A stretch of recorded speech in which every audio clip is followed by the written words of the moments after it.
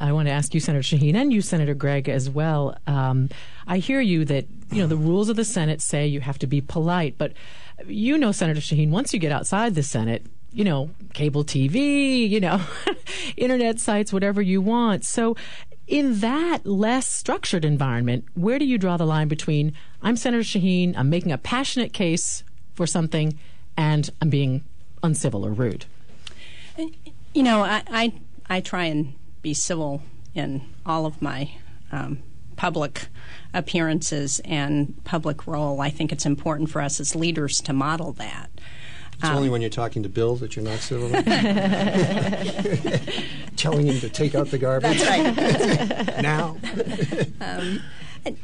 And as Judd said, when we're on the floor of the Senate, we are very civil.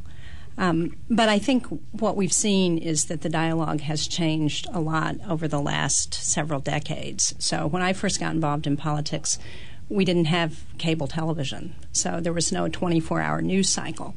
And I think that has influenced what's happened to our civility. I think talk radio, not NHPR, obviously, but I think much of talk radio has influenced our civil dialogue in this country. And, I think, again, it's up to all of us to think about how we change that.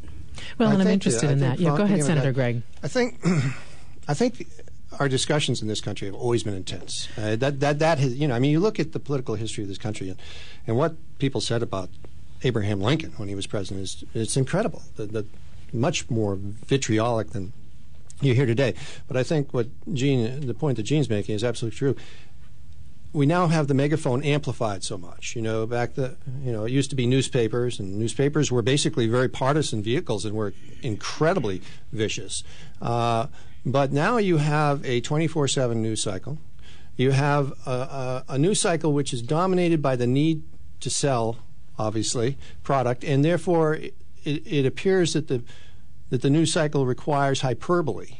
And the person who's shouting the most, who's being the most outrageous, that's the person who's going to get the most attention and thus sell the product that allows the media to be vibrant. And then you have this whole blogosphere world where people who used to have very strong opinions and sometimes were extremely uncivil, you might meet them occasionally at a town meeting, but they didn't have the capacity to amplify their voice and to find other people who agree with them to multiply off of. And the blogosphere has allowed that to happen. Now, the blogosphere has great pluses, but one of the minuses is that it has taken political discourse and reduced it, I believe. And instead of having discussions which are substantive and thoughtful, you get discussions which are hyperbole and a lot of shouting because of the media has become so amplified and is so ever present. And a byproduct of that, I think, is that the audience tends to listen only to those people who share their point of view. So if you're on the left, you're not usually watching Fox News. And if you're on the right, you're not usually watching MSNBC. So that has then magnified this whole dynamic because people don't really listen to other perspectives and other points of view. And so you can't... Plus you're both out here, and you can't ever get to the middle. The thing that I find most worrisome about it is the discussion has become so marginalized. I mean, you just don't have... Some of these issues are pretty complex. And you don't get into the complexity, you don't get into the subtlety. You just get into the shouted one-liner, right, which repeats itself over and over again in an amplified way.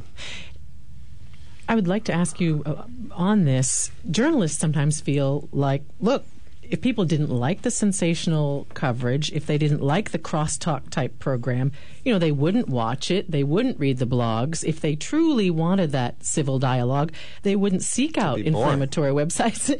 So my question for both of you is, and Senator Gregg, you can go first, are people just getting the media coverage that they asked for? Oh, absolutely. I mean, there's no question. We're a market-oriented culture, and what markets the best is hyperbole and outrage, it appears.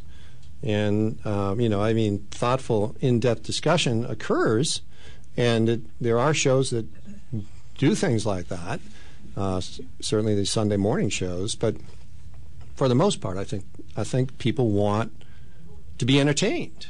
And if you're going to be entertained, you want it involves some level of exaggeration and extrapolation and hyperbole. So how do you avoid, Senator Shaheen, feeding into that? I mean, you want to get on the news, but you don't want to be ridiculous.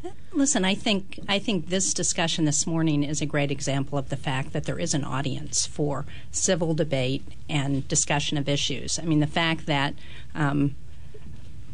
public radio and public television has as big an audience as it has from across the ideological spectrum is testament to that. And the Live Free or Die Alliance website, I think, is another testament to the interest that people have in finding unfiltered information that can give them the facts about issues.